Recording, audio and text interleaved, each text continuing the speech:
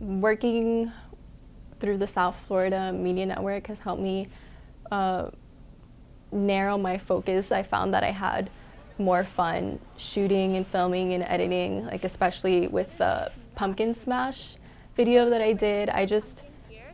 It really stood out to me. It was just so much fun and I hadn't like expected that. I had a story where I was surrounded by cancer survivors or loved ones of cancer survivors. I learned that it's not just like a sob story and that people are pretty strong and they have ways of like dealing with it. Cancer survivors don't want like your pity.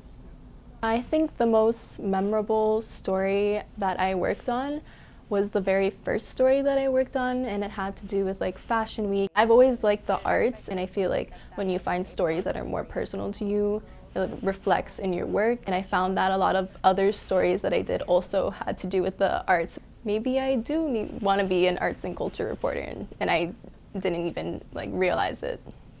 I wanted a different experience to what we usually get in the classroom. Usually we would produce 2 stories per semester, whereas here we produce 1 story a week.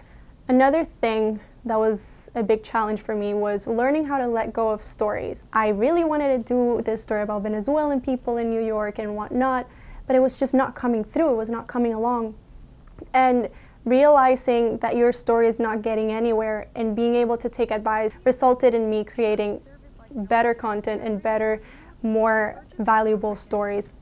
I think the most memorable story that I did was the struggle transgender women face when crossing the border and coming to the United States.